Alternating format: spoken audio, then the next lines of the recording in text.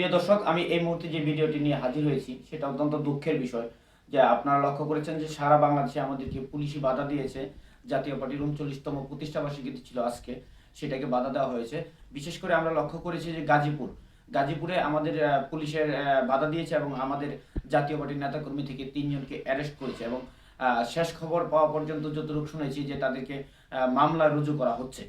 তো আবার আমি আরেকটা জিনিস দেখেছি যে একটা টিভি চ্যানেলের সাক্ষাৎকারে যে ওইখানে পুলিশ কর্মকর্তা বলছে যে ওনাদের কাছ থেকে নাকি তারা কোনো ধরনের অনুমোদন নেয় নাই যে যে প্রোগ্রামটা করবে বা আজকে প্রতিষ্ঠাবার্ষিকী পালন করবে সেই বিষয়ে তাদের কাছ থেকে কোনো অনুমোদন নেওয়া হয় নাই। কিন্তু আমি পরবর্তী টাইমে আমি গাজীপুরের যে নেতাকর্মী আছে তাদের সাথে যোগাযোগ করার পরে আমি সেখান থেকে আমি একটা ডকুমেন্টস পেয়েছি। আপনারা আমার ডিসপ্লেতে ডকুমেন্টসটা দেখতে পাচ্ছেন যে পুলিশে তাদেরকে অনুমোদন দিয়েছিল। কিন্তু আপনাদেরকে এখন দেখাবো যে পুলিশ অনুমোদন দেওয়ার পরে বর্তমান সরকারে জাতীয় পার্টির সাথে কি ধরনের স্বৈরাচারী আচরণ করছে।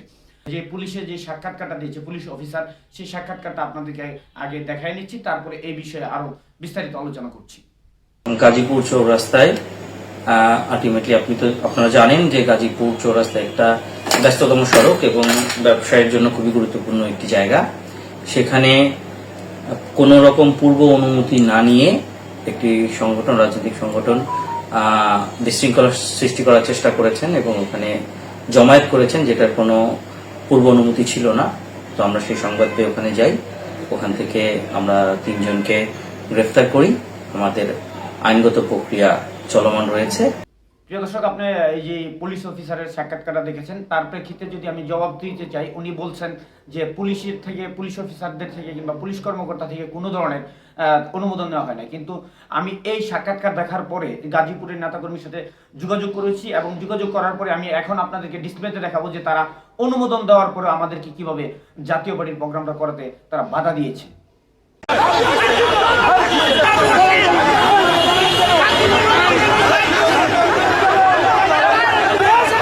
ভিডিও বিশ্লেষণ করে দেখেন যে যেই 15 বছর আওয়ামী লীগ স্বৈরাচারী শাসন যেভাবে বিরোধীদেরকে আটকে রেখেছে কিংবা দমন করার জন্য যে ধরনের নির্যাতন করেছে, সেই ধরনের এখন বর্তমানে যেই বৈষম্য বিরোধী ছাত্র আন্দোলনের ছেলেরা বলে যে দেশটা স্বাধীন হয়েছে এবং সকল রাজনীতিবিদদের কিংবা রাজনৈতিক দলদেরকে স্বাধীনভাবে রাজনীতি করার অধিকার দেওয়া হবে, আসলে কিন্তু তা হচ্ছে।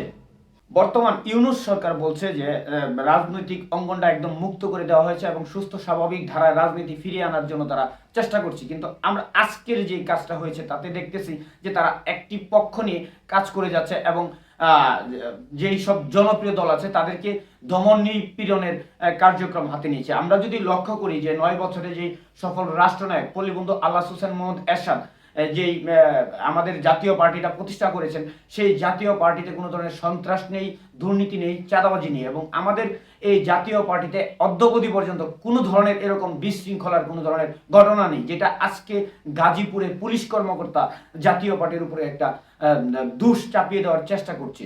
আর আপনাদের উপরে আমি বিচার বিশ্লেষণটা ছেড়ে দিলাম যে আপনারা 9 বছরের পল্লীবন্ধু আল্লাহ হোসেন মোহাম্মদ এরশাদের আমলের যেই রাজনৈতিক ধরন কিংবা যেই উন্নয়নের ধারা কিংবা বর্তমানে এরশাদ সরকার পদত্যাগ করার পর অদ্যাবধি পর্যন্ত যেসব রাজনৈতিক দলগুলো রাষ্ট্র ক্ষমতা এসেছে তাদের যে রাজনৈতিক ধরন এবং দেশের যেই দুর্নীতির চ্যাম্পিয়ন সহ বিভিন্ন সময় বিভিন্ন ধরনের রেকর্ড রয়েছে এবং দখলবাজি চাঁদাবাজি সহ দেখা গেছে যে বিভিন্ন একটা ওয়ার্ডের নেতা কর্মী তাদের যদি দল রাষ্ট্র পরিচালনার দায়িত্ব পায় তাহলে কোটি কোটি টাকার মালিক হয়ে যায়। কিন্তু আজও পর্যন্ত আমরা যা দেখছি যে এরশাদ সরকারের আমলে যেই ধরনের এমপি মন্ত্রীরা ছিল তাদের কিন্তু অবস্থা এখন নাজুকজনক।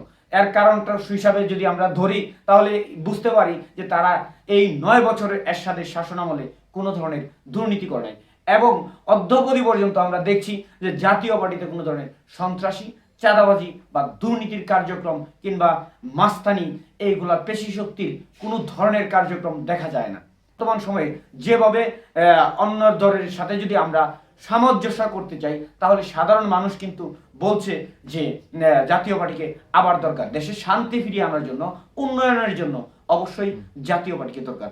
আপনার কি মনে হয় তা অবশ্যই কমেন্টের মাধ্যমে আপনার মতামতটুকু প্রকাশ করবেন। ভালো থাকবেন, সুস্থ থাকবেন, দেখা হবে পরবর্তী কোনো ভিডিও।